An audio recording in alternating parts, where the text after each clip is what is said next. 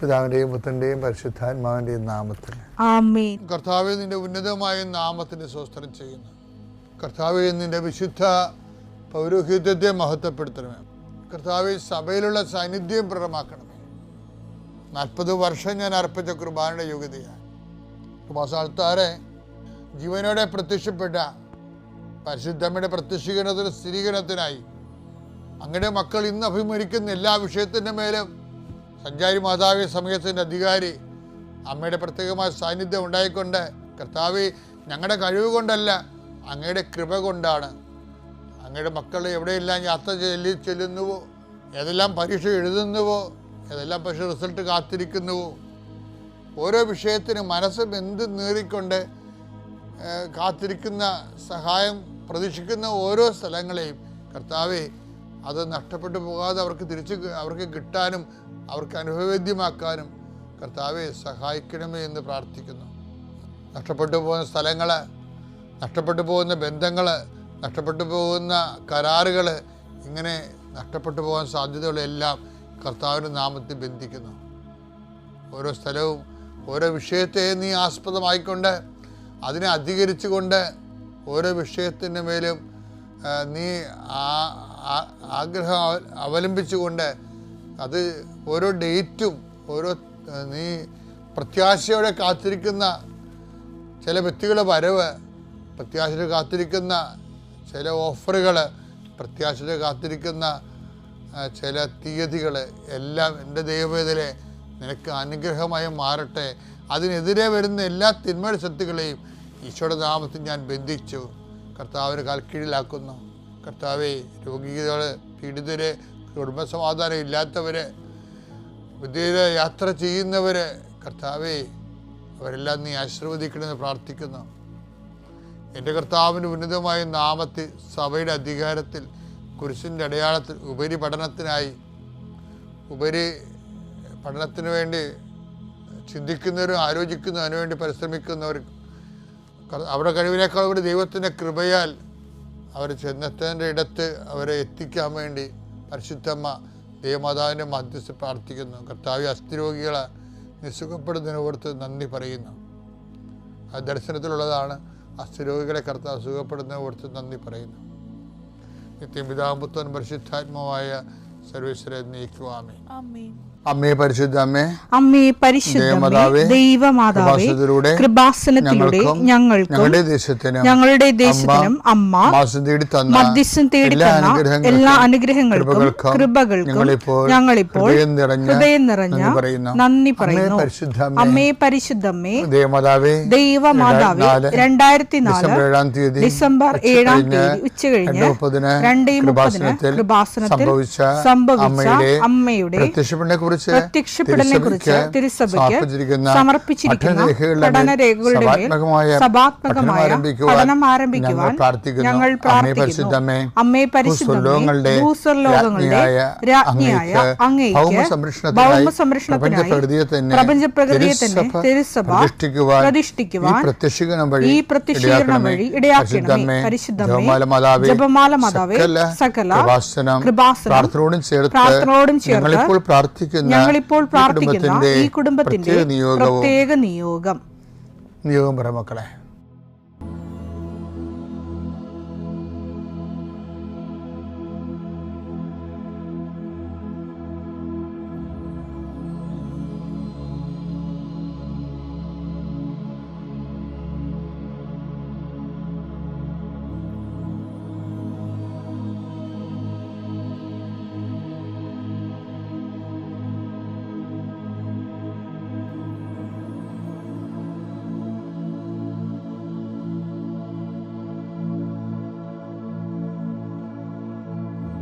അമ്മയുടെ പ്രത്യക്ഷീകരണത്തിന്റെ ഈ അനുഗ്രഹവേളയിൽ ഞങ്ങൾക്ക് സാധിച്ചു തരുവാൻ കനിയണമേ.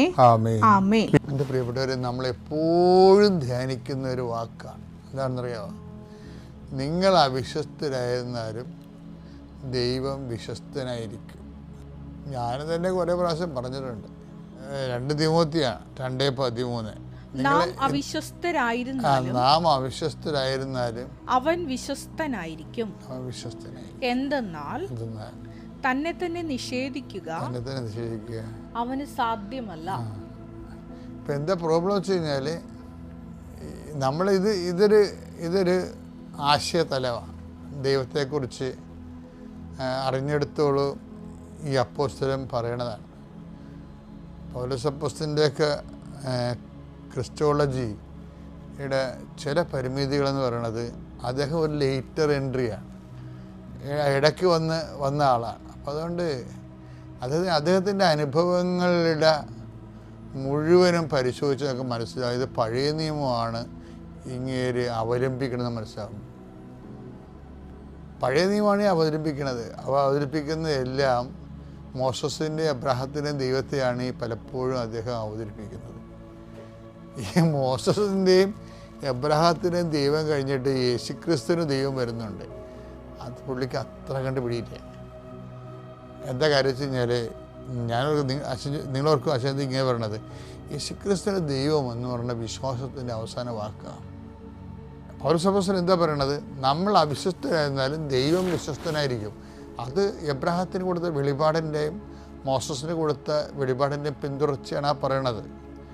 പക്ഷേ പുതിയ നിയമത്തിൽ എങ്ങനെയാണ് പറയണത്? പുതിയ നിയമത്തിൽ യേശുക്രിസ്തു വിശ്വസ്തനായിരുന്നു അല്ലേ? പക്ഷേ പ്രയോഗത്തിൽ ദൈവം വിശ്വസ്തനായിരുന്നില്ല. അപ്പോൾ നിങ്ങളോർക്കും അച്ഛൻ പറയുന്ന പാഷാണ്ഡതയാണ്. പാഷാണ്ഡതയല്ല, ഈ ആബ്സെൻസ് ഓഫ് ഗോഡ് പ്രീസപ്പോസ് ചെയ്തുകൊണ്ട് മാത്രമേ ഒരു വിശ്വാസിയുടെ PhDയിലേക്ക് പോകാൻ പറ്റത്തുള്ളൂ. ബിരുദാനന്തര ബിരുദമില്ലേ? അതെന്ന് പറഞ്ഞാൽ എന്താണത്? ദൈവം അവിശ്വസ്തനായിരുന്നാലും നമ്മൾ വിശ്വസ്തരായിരിക്കണം. അതുകൊണ്ട് പൗലോസ് അപ്പോസ്തലൻ പറയണത് ഞങ്ങൾ ദൈവം അവിശ്വസ്തനാണെന്ന് അല്ല ഞാൻ പറഞ്ഞത്, അങ്ങനെ കാണപ്പെടാവുന്നതാണ്. മനസ്സിലായ? എന്ന് വെച്ച് കഴിഞ്ഞാൽ അതാണ് ഞങ്ങൾ പരാജയപ്പെട്ടവരായിട്ട് കാണപ്പെട്ടാലും നിങ്ങൾ വിജയിക്കണമെന്ന് അദ്ദേഹം പറയുന്നുണ്ട്. 2 കൊരിന്ത്യർ 13:7 ഞങ്ങൾ പരീക്ഷയിൽ വിജയിച്ചവരായി കാണപ്പെടണമെന്നില്ല. ഞങ്ങൾ പരീക്ഷ വിജയിച്ചവരായി കാണപ്പെടണമെന്നില്ല. ഞങ്ങൾ പരാജിതരായി കാണപ്പെട്ടാലും നിങ്ങൾ നന്മ പ്രവർത്തിക്കണം. അപ്പോൾ അത് കാണപ്പെടാന്ന വാക്ക് അവിടെ ഉപയോഗിക്കേണ്ട കാര്യമില്ലേ ശരിക്കും പറഞ്ഞാൽ? കാരണം ഞങ്ങൾ പരാജിതരായി കാണപ്പെട്ടാലും, അതായത് ഒരു പ്രതീതി നമ്മൾ പരാജയപ്പെട്ടു എന്നുള്ളത് നമുക്ക് ഒരു പ്രതീതി നമുക്കുണ്ടായാലും നമ്മളെന്ത് ചെയ്യണം? അതിലൊരു നമ്മൾ യുദ്ധം തോക്കരുത്. മനസ്സിലായ? ഇപ്പം അശുദ്ധ മഹാധ എന്ന് പറഞ്ഞ കുരുക്ഷേത്ര യുദ്ധത്തിലില്ലേ, കുഞ്ചര എന്ന് പതുക്കെ പറയത്തുള്ളൂ. ആ അശുദ്ധാത്മാവ് മരിച്ചു എന്ന് പറയുമ്പോൾ തന്നെ പാളയത്തിൽ പടയായി നിർവീര്യമായി ആൾക്കാർ അണികളിൽ അന്തഛിദ്രയായി അങ്ങനെ പോകരുത്. അതാണ് ഞങ്ങൾ പരാജയപ്പെട്ടവരായി കാണപ്പെടാൻ ചെയ്തത്. പിശാച് ചിലപ്പോൾ അങ്ങനെ കാണിക്കും നമ്മളാണ്. അല്ല, ദൈവം തന്നെ അങ്ങനെ ഒരു പ്രലോഭനത്തിലേക്ക് നമ്മളെ കൊണ്ടുപോകും. അപ്പോഴും എന്താണ് ഉദ്ദേശിക്കുന്നത്? നിങ്ങൾ വിജയിച്ചവരായി നിങ്ങൾ വിജയിക്കണം. ഇപ്പോൾ ചില സമയത്ത് ദൈവം നമ്മളെ കൈവിട്ടതായിട്ട് കാണപ്പെടും. അതാണ് ഞാൻ പറഞ്ഞത്. That's my point. അതായത് ദൈവം ഇപ്പം യേശുവിൻ്റെ ഏറ്റവും വലിയ ആന്തരികമായ ആത്മവിശ്വാസം എന്തായിരുന്നു? പിതാവ് എപ്പോഴും എന്നോട് കൂടി ഉണ്ട്, ഞാൻ ഏകനെല്ലാം തന്നെയാണ്. യോഹന്നാൻ 16:32.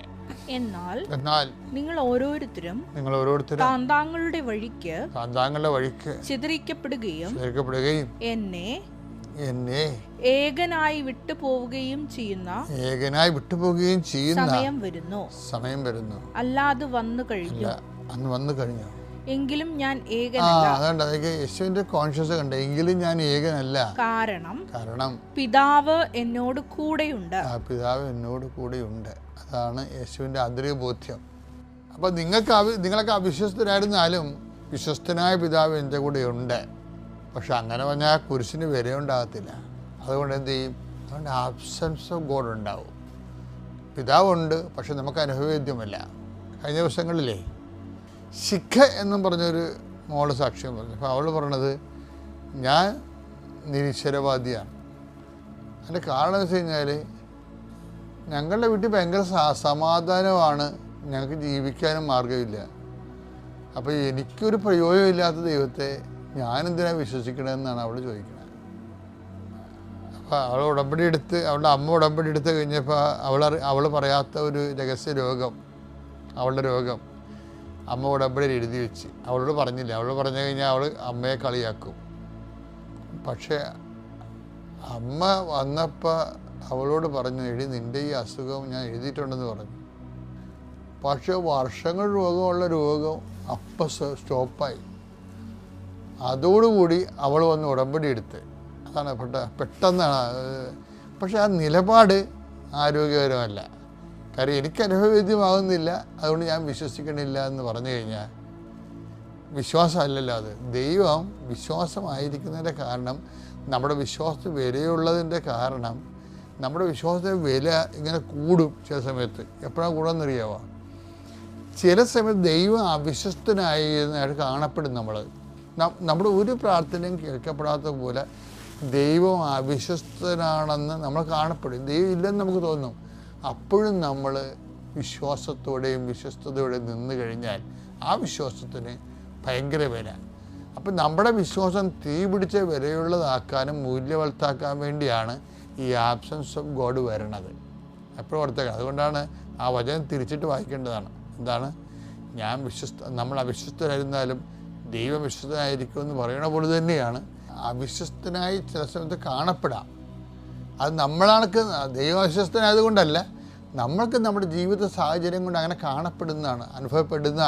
അങ്ങനെ അനുഭവപ്പെട്ടാലും പിതാവേ നീ എന്തുകൊണ്ട് എന്നെ ഉപേക്ഷിച്ചെന്ന് ഈശോ ചോദിക്കണില്ലേ? അപ്പോൾ ഈശോയ്ക്ക് അതുപോലെ ആബ്സൻസ് ഫീൽ ചെയ്ത്, എന്നിട്ട് ഈശോ എന്ത് പറഞ്ഞു? I come on my spirit. അപ്പോൾ ദൈവം അവിശ്വസ്തനായി കാണപ്പെട്ട് നമ്മുടെ ഒരു പരിമിതി കാരണം, ഈശോയുടെ തീവ്രമായ വേദന കാരണമാണ് ഈശോയ്ക്ക് ദൈവത്തെ ഫീൽ ചെയ്യാഞ്ഞത്. അപ്പോഴും അവിശ്വസ്തനായി കാണപ്പെട്ട് തോന്നി. അപ്പോൾ ഈശോ എന്താ ചെയ്തത്? ഈശോ തൻ്റെ വിശ്വാസത്തെ, പിതാവേ അങ്ങേ കരങ്ങളിൽ എൻ്റെ ആത്മാവിനെ ഞാൻ സമർപ്പിച്ചപ്പോൾ ഈ വിശ്വാസത്തിൻ്റെ അവസാനത്തെ വാക്കായി ഈശോ. അപ്പം നമ്മുടെ വിശ്വാസം മൂല്യവത്താകാൻ വേണ്ടി ഇങ്ങനെ ചില ഡാർക്ക് ഹോളിലൂടെ ചില സമയത്ത് നമ്മൾ കടന്നു പോകും. അതുകൊണ്ട് അതിനെക്കുറിച്ച് ശ്രദ്ധയുണ്ട്, ജാഗ്രത ഉണ്ടായാൽ മതി. പിതാവിൻ്റെയും പുത്രൻ്റെയും പരിശുദ്ധാത്മാവിൻ്റെയും നാമത്തിൽ. വിശ്വാസ പ്രമാണം. സർവശക്തനായ പിതാവും ആകാശത്തിൻ്റെയും ഭൂമിയുടെയും സൃഷ്ടാവുമായ ദൈവത്തിൽ ഞാൻ വിശ്വസിക്കുന്നു. അവിടുത്തെ ഏകപുത്രനും ഞങ്ങളുടെ കർത്താവുമായ ഈശോ മിശിഹായിലും ഞാൻ വിശ്വസിക്കുന്നു. ഈ പുത്രൻ പരിശുദ്ധാത്മാവിനാൽ ഗർഭസ്ഥനായി കന്യകാമറിയത്തിൽ നിന്ന് പിറന്ന് പൊന്തിയോസ് പീലാത്തോസിന്റെ കാലത്ത് പീഡകൾ സഹിച്ച് കുരിശിൽ തറയ്ക്കപ്പെട്ട് മരിച്ച് അടക്കപ്പെട്ട് പാതാളങ്ങളിൽ ഇറങ്ങി മരിച്ചവരുടെ ഇടയിൽ നിന്ന് മൂന്നാം നാൾ ഉയർത്ത് സ്വർഗത്തിലേക്ക് എഴുന്നള്ളി സർവശക്തിയുള്ള പിതാവായ ദൈവത്തിന്റെ വലതുഭാഗത്തിരിക്കുന്നു. അവിടെ നിന്ന് ജീവിക്കുന്നവരെയും മരിച്ചവരെയും വിധിക്കുവാൻ വരുമെന്നും ഞാൻ വിശ്വസിക്കുന്നു. പരിശുദ്ധാത്മാവിലും ഞാൻ വിശ്വസിക്കുന്നു. വിശുദ്ധ കത്തോലിക്കാ സഭയിലും പുണ്യവാന്മാരുടെ ഐക്യത്തിലും പാപങ്ങളുടെ മോചനത്തിലും ശരീരത്തിന്റെ ഉയർപ്പിലും നിത്യമായ ജീവിതത്തിലും ഞാൻ വിശ്വസിക്കുന്നു. ആമേൻ. സ്വർഗ്ഗസ്ഥനായ ഞങ്ങളുടെ പിതാവേ, അങ്ങയുടെ നാമം പൂജിതമാകണമേ. അങ്ങയുടെ രാജ്യം വരണമേ.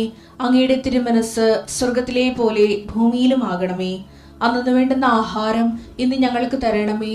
ഞങ്ങളോട് തെറ്റ് ചെയ്യുന്നവരോട് ഞങ്ങൾ ക്ഷമിക്കുന്നത് പോലെ ഞങ്ങളുടെ തെറ്റുകൾ ഞങ്ങളോടും ക്ഷമിക്കണമേ. ഞങ്ങളെ പ്രലോഭനത്തിൽ ഉൾപ്പെടുത്തരുതേ, തിന്മയിൽ ഞങ്ങൾ രക്ഷിക്കണമേ. ആമേൻ. നന്മ നിറഞ്ഞ മറിയമേ സ്വസ്തി. കർത്താവ് അങ്ങയുടെ കൂടെ സ്ത്രീകളിൽ അങ്ങ് അനുഗ്രഹിക്കപ്പെട്ടവളാകുന്നു. അങ്ങയുടെ ഉദരത്തിൻ ഫലമായി ഈശോ അനുഗ്രഹിക്കപ്പെട്ടവനാകുന്നു. പരിശുദ്ധ മറിയമേ, തമ്പുരാന്റെ അമ്മേ, പാപികളായ ഞങ്ങൾക്ക് വേണ്ടി ഇപ്പോഴും ഞങ്ങളുടെ മരണസമയത്തും തമ്പുരാനോട് അപേക്ഷിക്കണമേ. ആമേൻ. ഉറങ്ങുന്നവർ ശ്രദ്ധിക്കുക, അവർക്കാണ് ഈ മെസ്സേജ് ആവശ്യം. Price the Lord. ഉറങ്ങുന്നവർ ഉറപ്പായിട്ട് 3 പേരെ ക്ഷമിക്കാനുണ്ട്. ആരൊക്കെ ഇപ്പോൾ കണ്ണ് മൂടിയോ അവർ ഓർത്തോ, 3 പേരെ ക്ഷമിക്കാനുണ്ട്. അത് ക്ഷമിക്കാനുള്ള ഐഡിയ പറഞ്ഞുകൊണ്ടിരിക്കില്ല. പിശാച് അന്ധകാരത്തിൽ വെച്ചുകൊണ്ടിരിക്കുക. നമുക്ക് തോന്നും ഞാൻ കുറേ പ്രാർത്ഥനയിലാണ്, ഞാൻ ഉടമ്പടിയൊക്കെ എടുത്തിട്ട് വന്നല്ലോ, എന്നിട്ടിങ്ങനെ പുതുക്കും.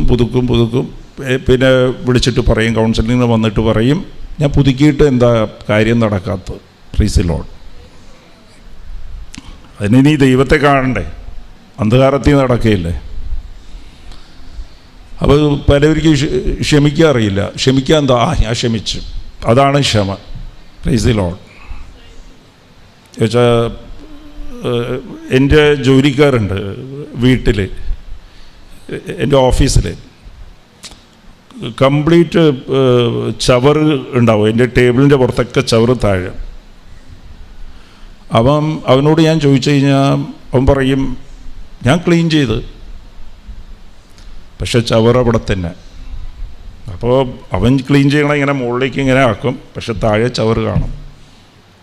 അപ്പോൾ നമ്മൾ ക്ഷമിച്ച്, പക്ഷെ വെരുപ്പ് ഇവിടെ തന്നെ ഉണ്ടാകും, ചവറ് അവിടെ തന്നെ ആയിരിക്കും. ക്ലീൻ ചെയ്തെന്ന് നമുക്ക് തോന്നും, അവൻ ചെയ്തിട്ടും ഉണ്ടാവും, കുമ്പസാരിക്കും, പക്ഷെ പിന്നെയും ഇവിടെ സൂക്ഷിക്കും, ചവറ് അവിടെ തന്നെയാണ്. മുകളിൽ കൂടി ഇങ്ങനെ ക്ലീൻ ചെയ്തെന്ന് പറഞ്ഞാൽ അവിടെ ക്ലീൻ ചെയ്തെന്ന് പറഞ്ഞാൽ അവനിക്ക് തോന്നണം പിന്നെ അവിടെ ചവറ് കാണരുത്. അവനെ സംബന്ധിച്ച് അവൻ ജോലി ചെയ്ത്, അവൻ ചൂലെടുത്ത് ക്ലീൻ ചെയ്ത്, പക്ഷെ ചവറ് അവിടെ തന്നെ ഉണ്ട്. അതുകൊണ്ട് എന്താ കാര്യം? നമ്മൾ ശ്രദ്ധിക്കേണ്ടേ, പിന്നെ അവിടെ മുറിവ് പാടില്ല. പിന്നെ അവരെ കാണുമ്പോൾ നമുക്ക് സങ്കടം തോന്നരുത്, വേദന വരരുത് ഹൃദയത്തിലേക്ക്. അതാണ് യഥാർത്ഥത്തിൽ സ്നേഹം, ക്ഷമിച്ചത്. അതാണ് വെറുപ്പ് മാറിയെന്ന് ടെസ്റ്റ് ചെയ്യേണ്ടത് എങ്ങനെയാണെന്ന് വെച്ചാൽ, നിങ്ങൾ ആരോടാണ് നിങ്ങൾക്ക് വേദന ഉണ്ടായിരുന്ന, മുറിവുണ്ടായിരുന്നോ, അവരെ നിങ്ങൾ പോയി പിന്നെ കണ്ടു കഴിഞ്ഞാൽ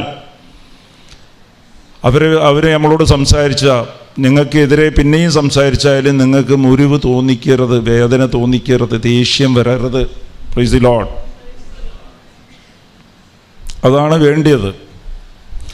അപ്പോൾ ഈ ദേഷ്യത്തെ എങ്ങനെയാണ് നിയന്ത്രിക്കുക?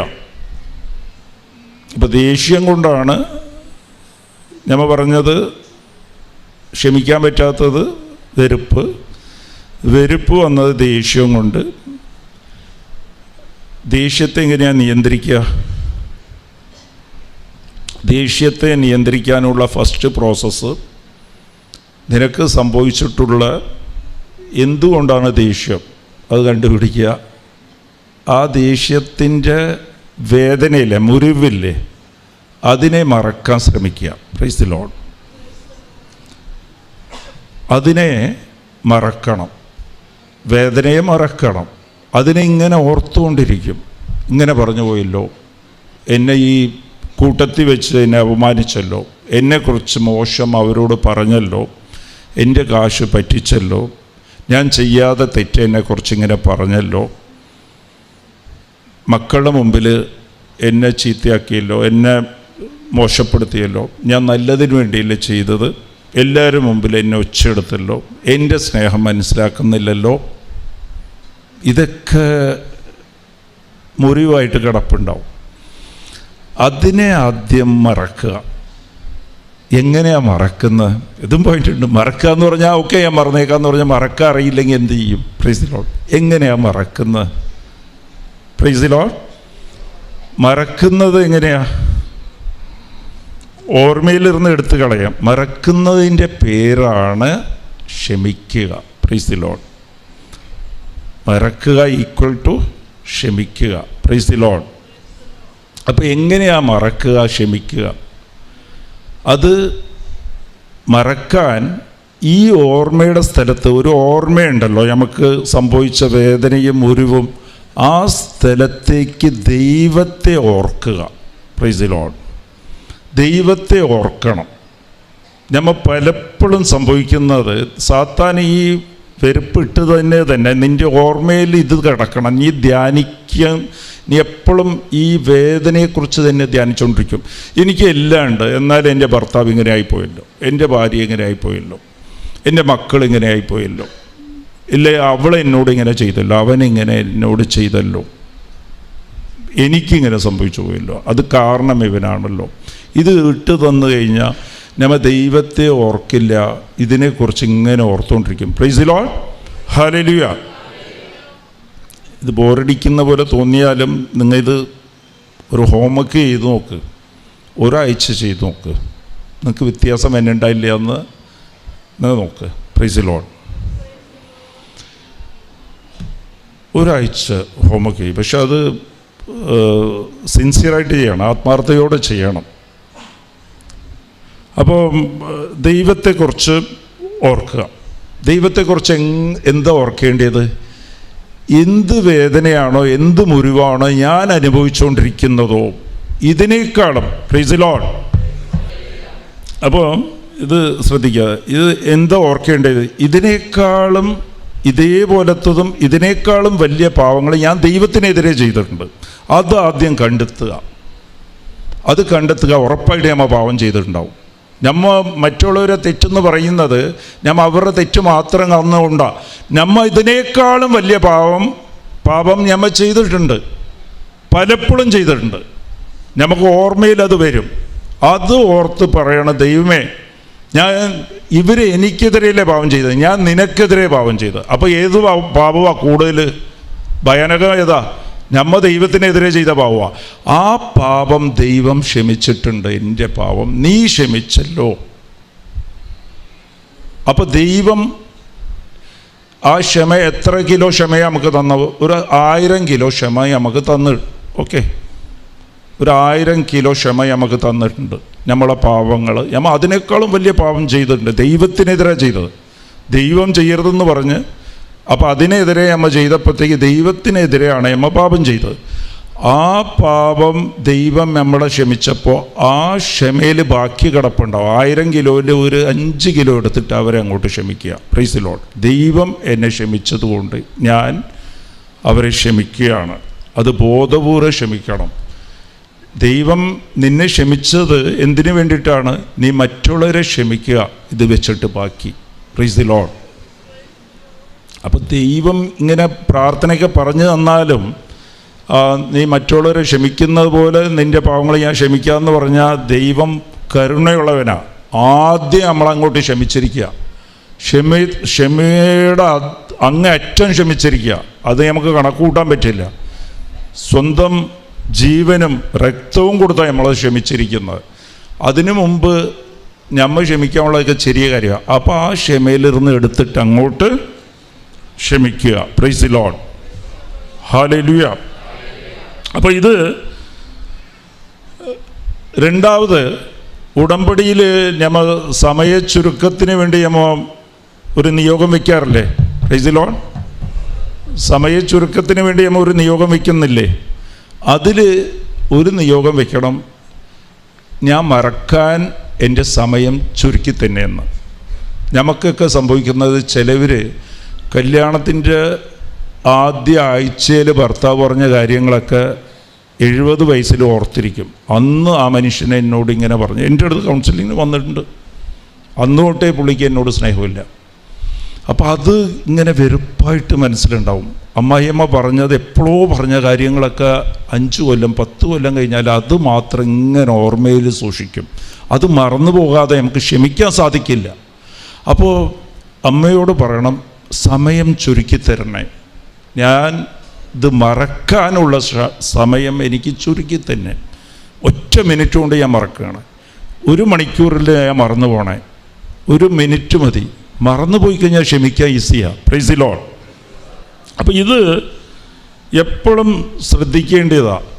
പിന്നെ ഈ ക്ഷമിക്കാതിരിക്കാൻ വേറൊരു കാരണമുണ്ട്.